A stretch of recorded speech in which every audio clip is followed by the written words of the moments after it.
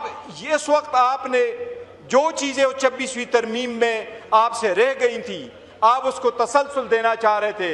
ये इस बात का सबूत था कि 26वीं तरमीम पास करते हुए वो अमेंडमेंट्स आपने समझा था कि वो आईन कानून के खिलाफ है, वो वफाक के तकद्दुस के खिलाफ है, वो जो तरामीम आप लाना चाह रहे थे। उस वक्त आपने अटैक कर लिया था अदलिया पे, इस वक्त आप पूरे वफाक को खतरे में डाल रहे हैं। जनाब स्पीकर, जो लीक हुआ है, पहली बात तो यह कि क्यों इतना बड़ा तरमीम अवाम के पास, ईवान के पास, नुमाइंदों के पास ए लीक आउट वर्शन के सामने लोगों के पास आ जाए। जनाब स्पीकर, मैं 4 पॉइंट्स अर्ज करूंगा। सबसे पहले मैं 27वीं तरमीम पे बात करना चाह रहा हूं। जनाब स्पीकर, आपने कहा कि एजुकेशन और पॉपुलेशन को वफाक से को हमने देने हैं सुबह से लेके। एजुकेशन अब इर्रिवर्सिबल है। एजुकेशन दुनिया में हमारे आईन ने हमें डाल दिया कि एजुकेशन फंडामेंटल राइट्स है। अमेरिका के आईन में कहाँ लिखा है कि एजुकेशन फंडामेंटल राइट्स है? लेकिन ये सरकार स्टेट करती है। आपने जब एजुकेशन को डिवॉल्व किया तो उसके साथ 2700 स्कूल और कॉलेजेस आपने सूबों को दे दिए। इसको आप इस स्टेज पे रिवर्स कर रहे हैं, जबकि KPK की हुकूमत कोशिश कर रही है कि जब से ज्यादा वो अपने पॉलिसी के मुताबिक ज्यादा कंसंट्रेट करे वुमेन एजुकेशन पे। ये तो कभी आपकी वफाक की पॉलिसी नहीं रही। आप अभी पॉपुलेशन वापस लेना चाह रहे हैं सूबों से, और पॉपुलेशन आप लेना चाह रहे हैं जबकि सूबों के साथ आपका पॉपुलेशन, इसके लाइट सर्विसेज और सोशल सर्विसेज ऑलरेडी जा चुके हैं। जनाब स्पीकर, सबसे सीरियस इशू है नेशनल फाइनेंस अवार्ड का। सुबह इस वक्त इंतजार कर रही हैं कि 11वां अवार्ड कब आएगा। आज तक 7वां अवार्ड जो है वो एक्सटेंशन से चला आ रहा है, जो 2009 में था। 2010 में 18वीं तरमीम के मुताबिक उसको रिविजिट होना था, वो नहीं हो सका। 8 और 9 को दोबारा कर रहे थे, 8 नहीं हुआ। जनाब स्पीकर, आप नेशनल फाइनेंस अवार्ड के मुतालिक जो आर्टिकल 160 है, आज तक जब से आईन बना है उसमें कभी किसी ने अमेंडमेंट नहीं की, उसको कभी किसी ने नहीं छेड़ा। 2010 में जब 18वीं तरमीम हुई तो उसमें यह यकीन दहानी कराई गई सूबों को कि नेशनल फाइनेंस अवार्ड में आपका शेयर हमेशा नए अवार्ड में प्रीवियस अवार्ड से कम नहीं होगा। इसलिए अगर आप प्रीवियस अवार्ड को कम कर रहे हैं, आप अपने अभी पाक KPK का हिस्सा है आपके पास फॉर इंस्टेंस 14.28% है, जबकि अभी 19% होना चाहिए, और आप इसको रिवर्स कर रहे हैं, तो आप पूरे वफाक को दाव पे लगा रहे हैं। ये बाज लोगों को ये पावर देना, ये से वफाक को खतरे में पड़ जाएगा। जनाब स्पीकर, लास्ट टाइम जब हम बात कर रहे थे तो आर्टिकल 243 में अमेंडमेंट आ रही थी। मौलाना साहब आए, मौलाना साहब को पता है इनके साथ हमने बड़ी कोशिश की। शायद इस मरतबा हमें मौलाना साहब के घर के चक्कर नहीं लगाने पड़ेंगे और आपके साथ शायद कमेटी में भी नहीं बैठना पड़ेगा, लेकिन हम अपना आवाज एहतजाज के तौर पर ईवान पे उठाएंगे कि ये ईवान पे हमला है। जनाब स्पीकर, वो कमेटी जो हमने बनाई थी, जिसमें हम पेश हुए थे, जिसमें मौलाना साहब ने लास्ट नाइट पे उन्होंने बड़ी उसको सेव किया था, हम उम्मीद कर रहे थे कि कॉमन सेंस प्रिवेल करेगा। जनाब स्पीकर, ये ऐसा वक्त है कि कौम बहुत डिवाइड हो चुकी है, तनाव बहुत बढ़ चुका है, दहशतगर्दी अरूज पर है, खसारा टॉप पर है, लोग अपनी जिंदगी को मजीद दाव पे नहीं लगा सकते। इस वक्त पाकिस्तान की सालमियत का फिक्र करो, खतरे में ना डालो बाज लोगों के लिए। जनाब स्पीकर, लीक वर्शन जिस वक्त हुकूमत का आया था तो 56 आर्टिकल थी। वो लीक वर्शन शायद मौलाना साहब के साथ एक 1 पॉइंट पे शेयर हुआ था, लेकिन अक्टूबर में 12 अक्टूबर 17, 16, 17, 18 को हमारे साथ ड्राफ्ट शेयर हुए थे। पहले में आपका कॉन्स्टिट्यूशनल कोर्ट जरूर था, मौलाना साहब ने, हमने बड़ी कोशिश की, कॉन्स्टिट्यूशनल कोर्ट खत्म होकर के बेंच आया, वहां आर्टिकल 243 में आप अमेंडमेंट करना चाह रहे थे। उस वक्त आप उस लॉस को प्रोटेक्शन देना चाह रहे थे। जनाब स्पीकर, आईन में तरमीम इस ईवान का हक है, और इस ईवान में एग्जैक्ट उन लोगों का हक है जो मैंडेट लेके अवाम के पास आए हों। हम समझते हैं कि 27वीं तरमीम इस ईवान के रूह के मनाफी है, आइन के रूह के मनाफी है। हुकूमत होश के ना ले, इस स्टेज पे कौम को मजीद डिवाइड ना करे, कोई ऐसे तरमीम ना लेके आए जिससे आदलिया मजीद दाव पे लग जाए। ऑलरेडी डेमोक्रेसी बड़ी फ्रेजल है। जनाबी स्पीकर, मैं आपको एक चीज़ अपना याद करा रहा हूँ। जिस वक्त यहाँ तरमीम की जा रही थी, आपके वज़रा ने यहाँ हमें ये कहा कि हम तरमीम कर रहे हैं, बेंच हम लेके आ रहे हैं। उन्होंने कहा हम जजेस की तादाद बढ़ा रहे हैं। मैंने उस वक्त भी आपको कहा था कि पाकिस्तान में हमारे पास जो जजेस की तादाद, मैंने आपको कंपेयर करा के बताया था कि इंडिया में 28 वहाँ स्टेट से, उनमें 25 हाई कोर्ट से 1114 उनके केसेस जो जजेस थे, हाई कोर्ट के जजेस, लेकिन सुप्रीम कोर्ट के सिर्फ 33 जजेस थे। मैंने आपको उस वक्त कहा, ये मेरे पास 16 सितंबर 2024 का डेटा है। मैंने सीवान के सामने रखा कि 16 सितंबर 12 बजे सुप्रीम कोर्ट के पास पेंडिंग केसेस की तादाद 55,000 थी। आज जनाबी स्पीकर, एक साल बाद सुप्रीम कोर्ट में 56,000 केसेस की पेंडेंसी है। कहां गए आपके सीनियर जजेस? कौन से प्रोग्रेस आपने दिखाया? वो प्रोग्रेस आपने नहीं दिखाना था, अवाम की खातिर आपने नहीं करना था। आपने कोर्ट में एक बेंच बनाना था जो आपकी मर्जी के फैसलों के लिए आप इस्तेमाल करें। जनाबी स्पीकर, इस ईवान में बहुत सारे लोग आए। जब इस ईवान में एंटर होता हूं तो उस पे बड़े सारी दीवारों पे बड़े नाम देखता हूं। इस ईवान में चारों सूबों में और इस ईवान में हर इलेक्शन के बाद तकरीबन 1000 बंदा आता है।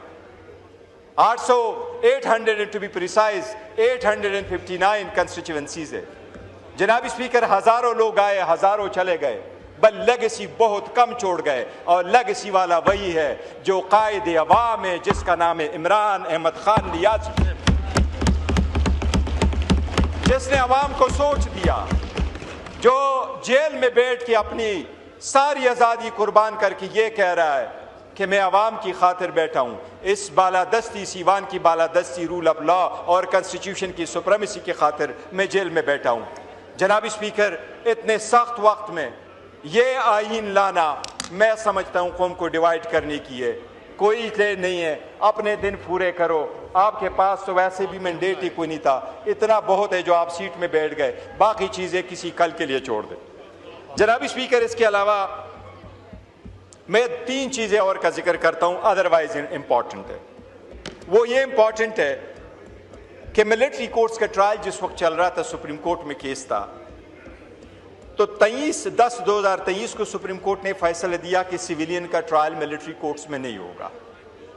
जनाबी स्पीकर, 7 मई 2025 को सुप्रीम कोर्ट के कॉन्स्टिट्यूशनल बेंच ने उसको रिव्यू करके, अपील अलाउ करके इसमें फैसला कर लिया कि नहीं, ट्रायल हो सकता है मिलिट्री। बस सुप्रीम कोर्ट ने एक डायरेक्शन दे दी कि 45 दिन के अंदर अंदर वफाकी हुकूमत लेजिस्लेशन करके वो जो कन्विक्ट है उनको right of appeal they they. Right of appeal देना एक इस्लामी हक है, ये सुप्रीम कोर्ट का ऑर्डर है, उस ऑर्डर को काइंडली इंप्लीमेंट करो। हमने अपोजिशन की तरफ से बिल दिया है कि वो राइट ऑफ अपील दे दे। मैं हुकूमत से दरख्वास्त करूंगा कि आप इसको राइट ऑफ अपील दे दे। इस वक्त आपका लॉ मिनिस्टर नहीं बैठा हुआ, लेकिन इंफॉर्मेशन मिनिस्टर साहब बैठे हैं, वो खुद भी वकील है। ये लोगों का राइट है, विद इन 45 डेज आप उनको राइट ऑफ अपील दे, या हमारा बिल सामने रख दे या अपना बिल लेके आए, लेकिन वो राइट ऑफ अपील दे दे। आपकी आवाम इस वक्त सफ़र हो रही हैं, वो आप ख़त्म करा दें। जनाबी स्पीकर, दूसरा मैं KP की तरफ से एक इशू उठाऊंगा। यहाँ राना साहब इस वक्त ईवान में नहीं बैठे, मीर मुकाम साहब बैठे, अगर वो इस पर वजाहत देंगे।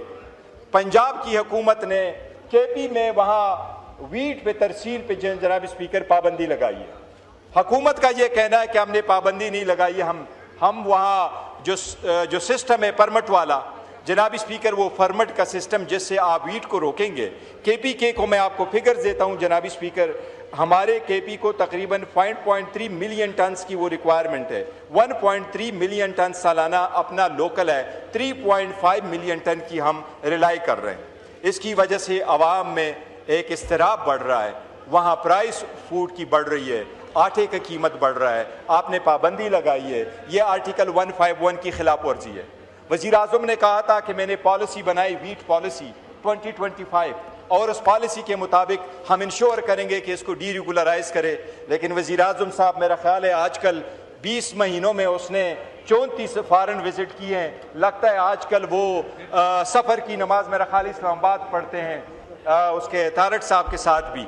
तो वो इधर जनाब स्पीकर, उनको मेरी रिक्वेस्ट होगी कि उस पर आप तवज्जो दे दे, ये बड़ा सीरियस इशू है। जनाब स्पीकर, मैं एक और अर्ज़ करूँगा कि ये हमेशा से 2 पॉइंट, ये जनाब स्पीकर ईमान में पार्लियामेंट में सूबे में जिसके पास मेजॉरिटी है उस सूबे का हक है कि अपने वज़ीर आज़म वज़ीर आला चेंज कर ले। इस ईवान में जनाब स्पीकर मीर ज़फ़रुल्लाह खान जमाली साहब थे, फिर शुजात साहब आ गए, फिर उसके बाद आपने देखा जनाब स्पीकर शौकत अजीज़ साहब आ गए थे, यूसुफ रज़ा गिलानी साहब थे, फिर राजा साहब आ गए थे। ये उस पार्टी का हक है। पंजाब में भी ऐसा हुआ था, दोस्त मोहम्मद कोसा साहब थे, फिर शहबाज साहब आ गए थे, फिर बुजदार साहब के बाद चौधरी परवेज इलाही साहब आ गए थे। जनाब स्पीकर, हमने भी KPK में ऐसा चेंज किया है, हमारे मैंडेट है, हमारा राइट है। अब वज़ीर आला अपना कैबिनेट बनाने के लिए और अपनी पॉलिसी गाइडलाइंस अपनी लीडर से लेने के लिए जेल जाता है। अफसोस के साथ कहना पड़ता है कि आज तक उसकी इजाज़त नहीं मिली। हम सारे अपोजिशन यूनानिमस हो करके एक रिजोल्यूशन पुट करते हैं, हम स्पीकर से मुतालिबा करते हैं आप रूलिंग दे दे। हम यूनानिमसली कहते हैं एक इकाई का सरबराह है, वो चीफ एग्जीक्यूटिव है, ये ईवान मुतालिबा करती है, उनको इजाज़त दी जाए कि खान से मिले। हम सारा मुतालबा करते हैं कि स्पीकर साहब आप रूलिंग दे, उनसे पूछे, उनसे रिक्वायर कराएं कि इंश्योर कराए। इससे अवाम में दूरियां पैदा हो रही है, अवाम में बड़ो दूरियां पैदा हो चुकी है, इससे अब नफरत की तरफ लोग जा रहे हैं। हम नहीं चाहते वो नफरत वाली बातें करें, लेकिन ये हमारा राइट है। जनाब स्पीकर, हम ईवान को हमेशा मजबूत करते हैं, इस चेयर को हम हमेशा रिगार्ड करते हैं, काइंडली उसको हम सपोर्ट करते हैं। हम सबसे रिक्वेस्ट करेंगे कि हमारे साथ सपोर्ट करो। उसके साथ मैं आखिरी एक पॉइंट बताऊंगा जनाब स्पीकर, जनाब हाई कोर्ट के ऑर्डर भी हमारे। जनाब स्पीकर, मैं आखिर में एक बात अपोजिशन की तरफ से कहूंगा, हम बड़ा, मैंने पहले भी कहा था, we very gravely and seriously miss Umar Ayub Khan. He should have been here as a leader of the opposition. जनाब स्पीकर, हमारे साथ तो ज्यादतियां बड़ी हुई हैं, ओवरनाइट कन्वेक्ट किया गया, डिस्क्वालीफाई कराया गया, निकाला गया, और 7 अगस्त 2025 से ये पोजीशन खाली है। ये उमर साहब का नाम आप लोगों ने यहां से हटवाया है।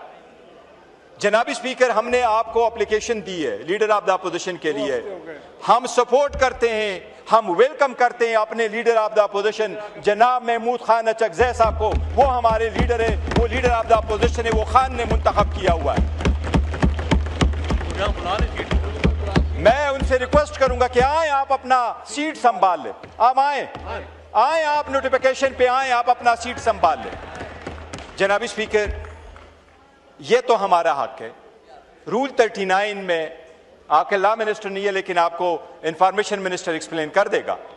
जनाब स्पीकर, आर्टिकल 66 और 67 आइन के मुताबिक इस असम्बली ने रूल्स बनाए हैं, और रूल्स जैसे आप बनाएं उस पर अमल करवाएं।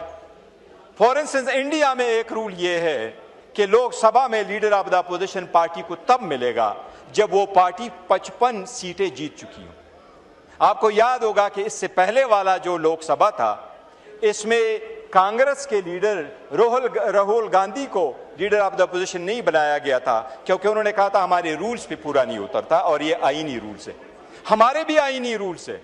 हमारे आईनी रूल्स में यह लिखा हुआ रूल 39 में कि लीडर ऑफ द अपोजिशन, ये हक के अपोजिशन का और आददी तादाद अपोजिशन बेंचेस पे जो लोग बैठने वाले हैं, ये उनका राइट है। हमने 74 MNA के साथ, 72 MNA के साथ, हम यह ईवान में हमारी मेजॉरिटी 180, जब बैठे तो हम थे 91, आज हम बैठे आपने कन्विक्ट करवा के निकाल के, अब हम हैं 76। हमने 74 के साथ आपके साथ एक एप्लीकेशन गुजारी है कि आप उनको सपोर्ट करें। मुझे यह भी उम्मीद है मौलाना साहब भी हमें इस पे सपोर्ट करेंगे। वो हमारे लीडर ऑफ द अपोजिशन बैठे हुए हैं, उसकी ईवान के लिए, जमहूरियत के लिए, इस रूल ऑफ लॉ के लिए, इनके लिए बड़ी कुर्बानियां हैं। And we are proud of Mahmood Khan Achakzai sahab. जनाब स्पीकर, मैं आपसे इसलिए मुतालबा करता हूँ, ये अपोजिशन मुतालबा करती है, ये ईवान मुतालबा करती हैं कि वो रूल कॉन्स्टिट्यूशनल है, मेहरबानी करके आज ही इनका नोटिफिकेशन करें ताकि वो फॉर्मली अपना ये संभाल ले। अदरवाइज मेरी रिक्वेस्ट है कि आप अपना सीट संभाल ही लें। थैंक यू जनाब स्पीकर, मैं उम्मीद करता हूँ कि आप इस पर गौर करेंगे।